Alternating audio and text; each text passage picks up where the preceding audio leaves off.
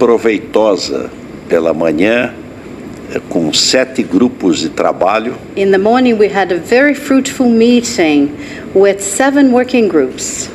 A última reunião tinha ocorrido em 2013. You know, the last meeting of this nature occurred back in 2013.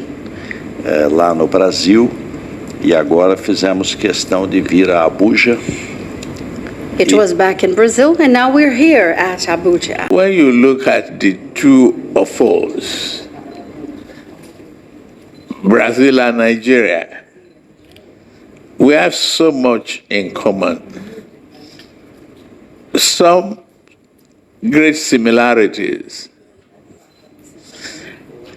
And I've seen the bilateral relations between us and Brazil as a great deal of opportunity. And what we have right now is a grab of prosperity that we can build together. I was in Brazil to attend G20 meeting for the economic development and collaboration. Brazil have gone far ahead. I love what Petrobras is doing. The transformation of the Petrobras. I'm talking to my petroleum ministry on those principles. I see the challenges of the Brazil. Research and development is very key in Brazil. Without such an effort and de-risking, Brazil will not be able to automate and build aircraft of its own genuine. The steel industry in Brazil is growing rapidly well for Brazil economy.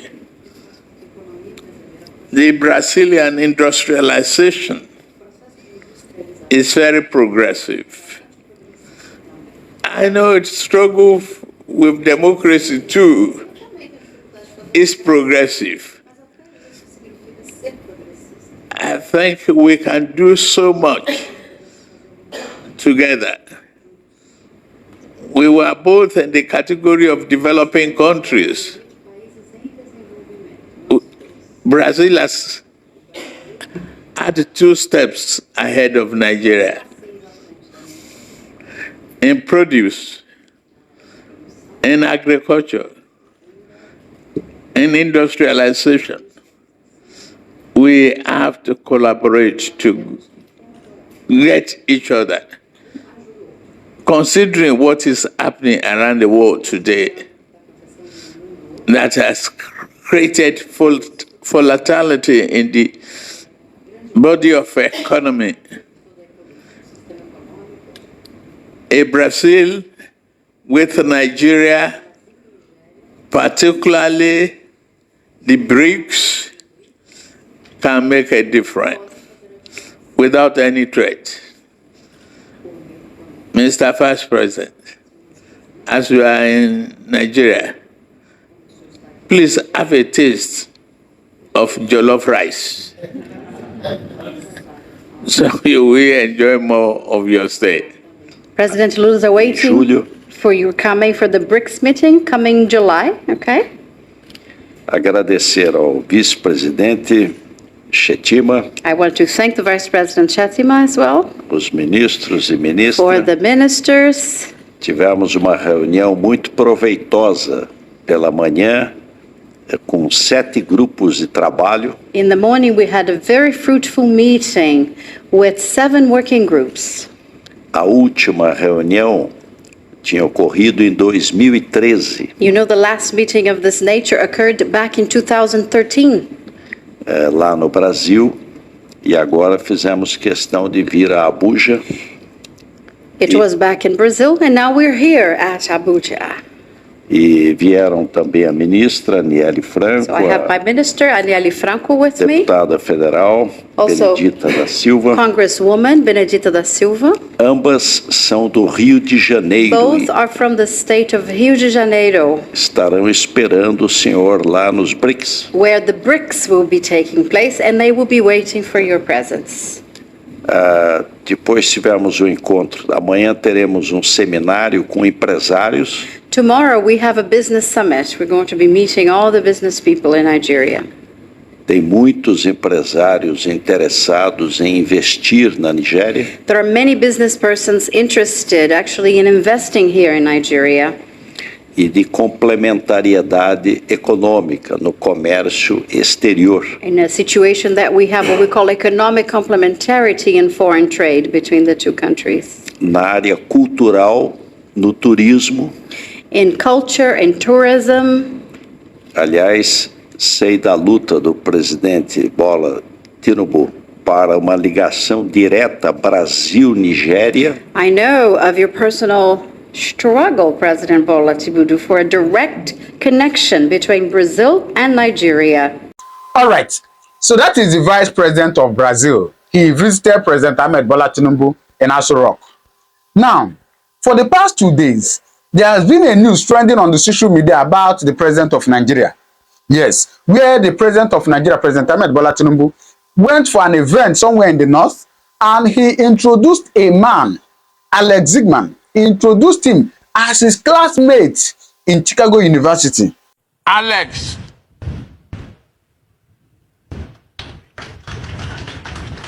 to all of you, Alex was my very good neighbor and went to the same school with me in Chicago.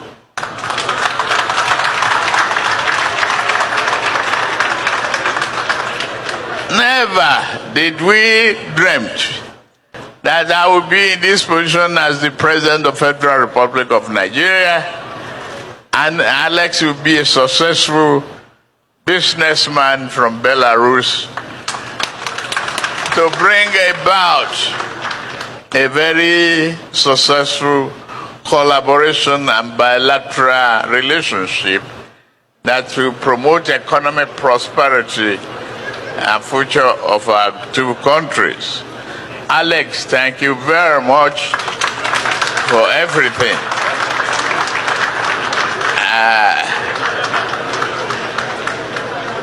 I believe our university will be very, very proud that we are doing this here today.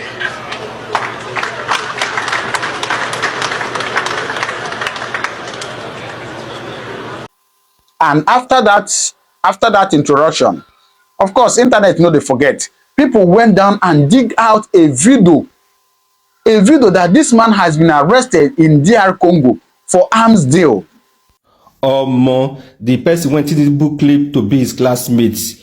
Now police dey find also for oil ports. Now let God know what he do.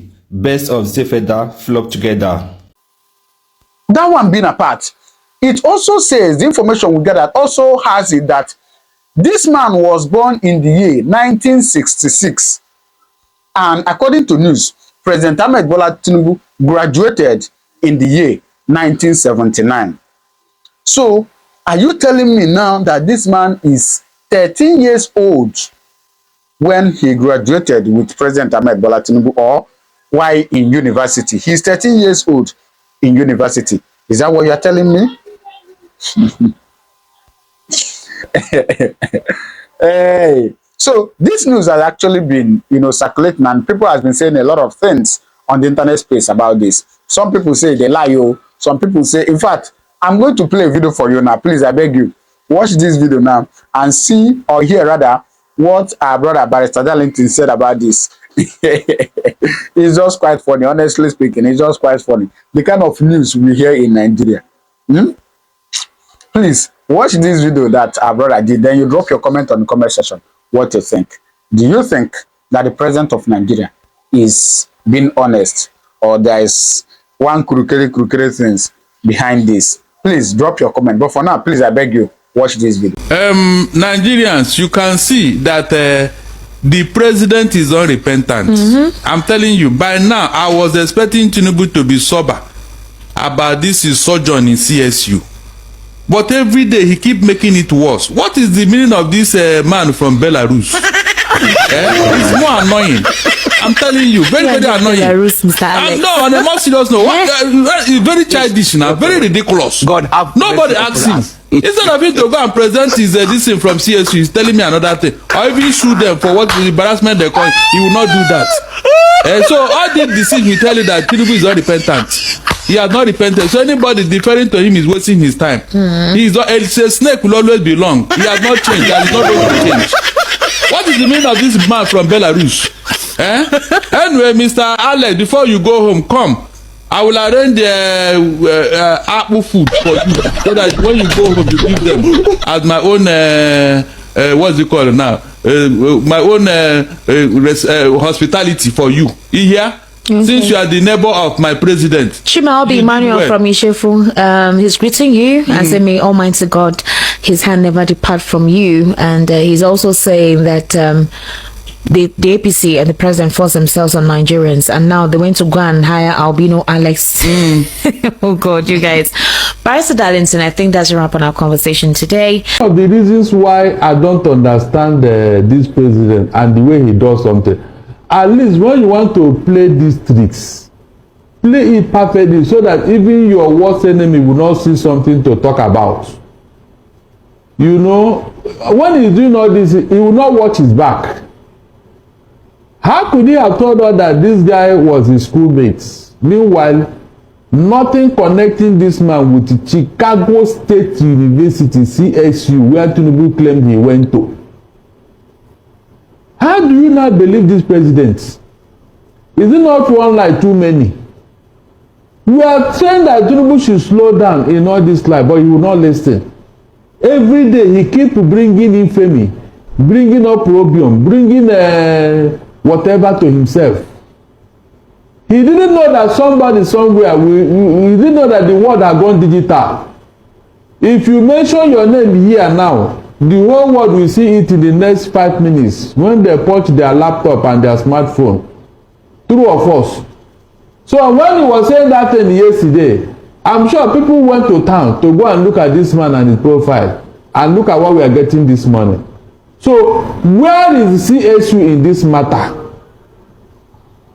None. You can see. Can that man change the schools he went to on his own? People know him. So there's no connection between Tinubu school and this man. And that means Tinubu lied once again. He lied. As usual, he lied. That's why the man could not talk. I expected that man to come out and say yes. At least give the history of between him and Tinubu, so that we will know that yes, they were parties and all that. Apparently, that man was told to come and agree with what he said. That's why the man stood up and never said anything. He would have said something to validate what Tinubu is saying. At least say one or two things and how they were, moving about as friends in Chicago and all that, how they were neighbors. The man never uttered a word. And you want me to believe this thing that Tinubu said? Anyway, welcome to your supporters. They can now see their friend, a president of a country, lying on several locations concerning himself. Concerning himself. Okay, if you want to prove that yes, why can't you tell us how your certificate is bearing the name and signature of the vice chancellor of that university, who came to that CSU 17 years after you have left? All right, okay, Barrister. Can Tinubu explain that to anybody? We'll have to ask him. We'll probably have to ask him personally. What's your reaction to that before we move on to other stories now? Well, my reaction to it is that at some point you tell lies to cover up lies, and at some point you would have exhausted that route. For me, I don't see any reason why this thing should generate so much controversy. It's better for the man to come out clean of all this back and forth. I don't feel it is necessary. If You have, for instance, as I'm seated here, I know my primary school mates. I still see them. I know my secondary school. As a matter of fact, we have group where we chat, where we, even last time, I think it was 2023, and I went, no, 2024, and I went for a reunion. And we were dressed in our school uniform 40 years after I left secondary school, you know, with my mates, conduct assembly with the current students and all that. So even my NIJ years, my polytechnic years, my university years and all that, I still have my mates. So I have different groups in the chat. So I can always, if somebody says, I didn't attend Aquinas College, Akure, I'll say, okay, go to 1980, 76, 81 set, find out if the records are not there. I don't need to follow him. I don't need to employ a lawyer. Okay. Talking about his early career, his life and education, like I said, he was born in 1966, spent his youth partly in the United States. His family emigrated there in the 1980s and later returned to Belarus for technical studies, earning an engineering degree 1985 to 1989 in Minsk and a master's in business marketing from the University of Illinois at Chicago in 1991, between 1991 and 1995. This wasn't the time the president attended. I wonder. I wonder. Well, sum this up and then there's no much emphasis to I think okay, Barrister. Please, Moses, let us not go too far because it's very annoying. Okay, I'm not joking. it's very annoying. It's very I annoying. think I had my take on this in the morning. Very annoying. So viewers who are interested in knowing my take should go back and watch the VOPTM. That's this morning for today, June the 24th of June 24, 2025. But in all of this, what bothers me more is the fact that we are discussing agribusiness here. And I think without sounding, let me even concede, let us consider that, look, essentially, Alex Mings, Zingman is a Belarusian, and that we are getting the supply of equipment, tractors, from Belarus. Now, Belarus is a country of 9.1 million people that got independence from Russia. That's from Belarus is a country of 9.1 million people that got independence in 1991. And that's about 34 years ago. Now, we have a country of 230-something million people that got independence in 1960, that's 65 years ago. And we are going to Belarus, you know, to import equipment. What does that tell you about who we are as a people? Are we a people that are ready to make progress? You know, I don't want to dwell, I already dwelt on the controversy of the president's certificate and all of that. And like I did say in the morning, if Nigerians walk into their apartment and there is light, you know, they pay a little for it. If they can buy fuel at 150 naira, if the roads are paved, if you can go to clinic and get treated, you know, Medicaid, and all of that, I'm not sure that Nigerians will be very much bothered about whether the president got a degree in CSU or in Illinois and all of that. So it still goes back to that clarion call on leadership to do what is right. Apart from that, Mr. Okoro, this revelation shows that Tinubu has been compromising our due process in contract procurement and all that. As long as you have declared that this man is your friend, whatever you are doing with him is null and void. According to our due process principles, Barton left or resigned his office or was sacked because of this particular thing. In this case, his company was alleged to have bid for this power project, and for that reason, Jonathan said he should go. But in this case, you are doing our business, national business, with your friends.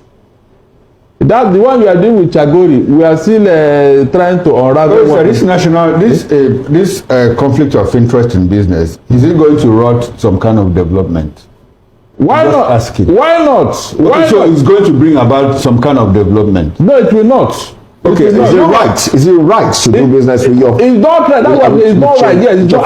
As long as No, it is not. It's not right. Conventionally, it is not right. Okay. It's not right. But you don't want to care about that. You want to care about that is it leading to progress. So it's something that we are dealing with now. I mean, when the Lagos Calabar Coastal Highway came, Nigeria shouted and shouted and shouted. And just like 3 weeks or like a month ago, the president told us, look, Chagori is my friend and we are doing business together. Now, he is also telling us that Alex Zimmerman is his old neighbor and friend and schoolmate, and they are doing business together. Why I ask this question is that, if you know the history of Indonesia very well, there was a man called Suharto. Suharto was very corrupt in Indonesia. Of course. But he wrought a development that remains unsurpassed in Indonesia. If you go to Dominican Republic, you know about Rafael Trujillo. He was a very corrupt leader in Dominican Republic.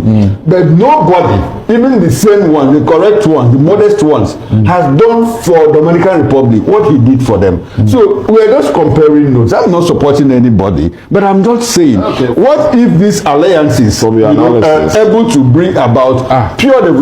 Barrister, if we have the Lagos Calabar Coastal Highway constructed, working for Nigerians, and it happens to have been done by the president's friend, should we have a problem with that? There's a problem. We are talking of funds here.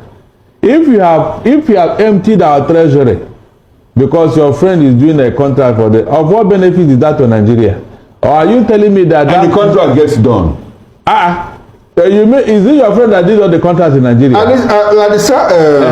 Karim Adisa, when he was Minister of Works, was asked, why are you giving toll gates to your friends? You want this person and that person to manage? He said, because I know them. If they run away, I know where to get them. I can find them. It's wrong.